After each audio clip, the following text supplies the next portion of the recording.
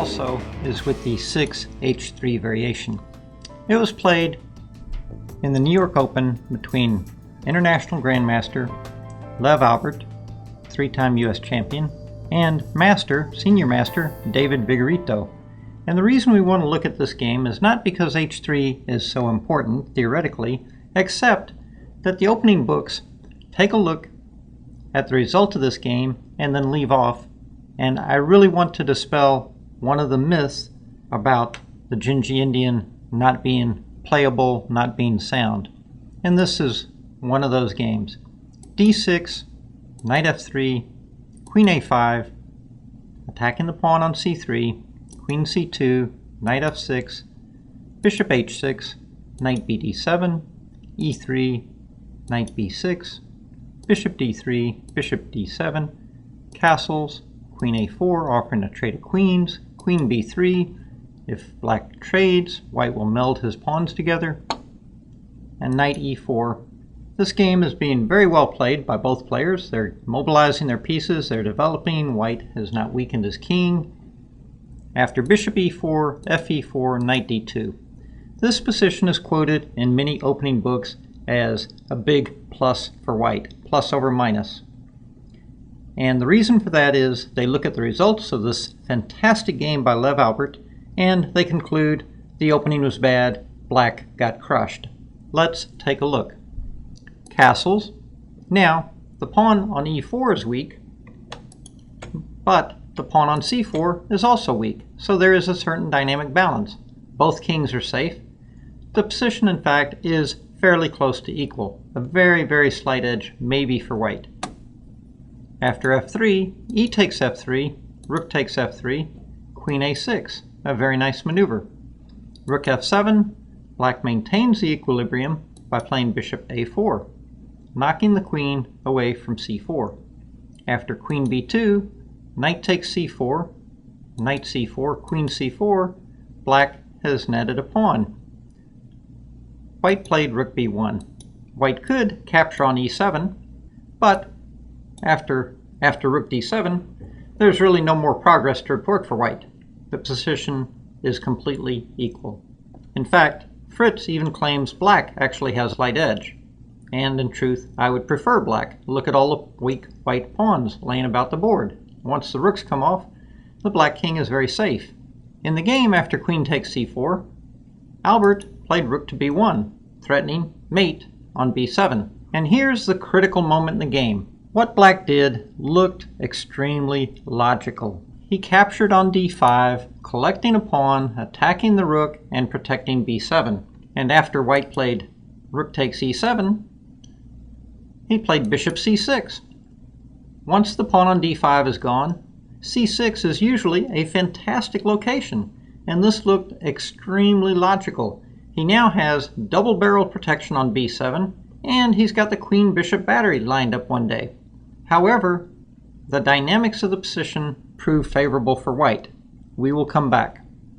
What should black have done? In this position, taking on d5 was the first mistake. The pawn on d5 is not going anywhere. What he should have done after rook b1, and again, this is counterintuitive.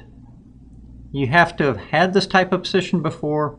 You have to have had this explained to you why this is possible and seen this type of example. But aggressive defense with b5, surprisingly enough. This looks like it creates more problems here, but it once and for all seals off the b file. If white plays rook e7, recouping his pawn, after rook d7, white has nothing better than rook takes, king takes, rook f1, rook e8, and black is at least equal. Again, white has weak pawns all over the board and no attack. For example, rook f7, you simply play rook e7. After rook takes, king takes, queen d2, once again, Fritz considers that after, say, king d7, for example, getting out of harm's way, black has a clear advantage. Advance the a pawn, create pressure. I totally prefer black here. Moves like queen e4, bishop c2.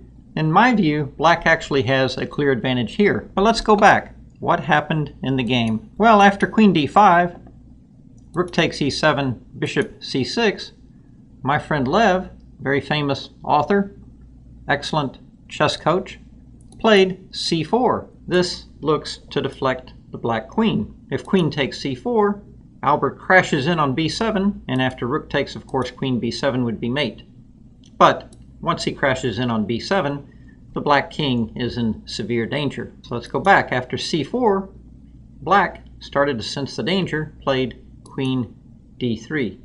And now queen takes b7 check. Absolutely brilliant queen sacrifice. After bishop takes b7, rook b7, the rooks doubled on the 7th rank plus bishop more than compensate for the black queen.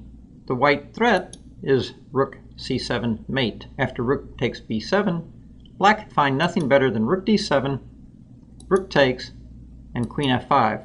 But then rook check, king d8, and rook f7, and white resigned.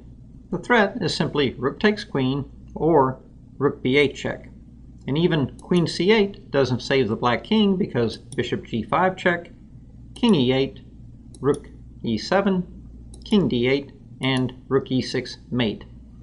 An absolutely brilliant game by Grandmaster Alburt.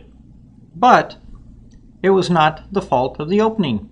But if you look in many opening books I've seen, thumbing through, after knight d2, they give plus over equal for white. They obviously looked at the results of the game and made an assessment. But again, going back, after rook b1, black should simply play b5. Surprising move. You wouldn't expect to move a pawn that far in front of your king. Why would you not play b6 here? Well, again, tactical considerations. Sometimes rook f4 can be a bit unpleasant because your bishop now has problems. But after the expanded lift b5, you don't have to fear rook e7 because simply rook d7 fills the bill. And black's king, after rook takes, rook over, you simply meet the next rook. On rook check, you interpose again.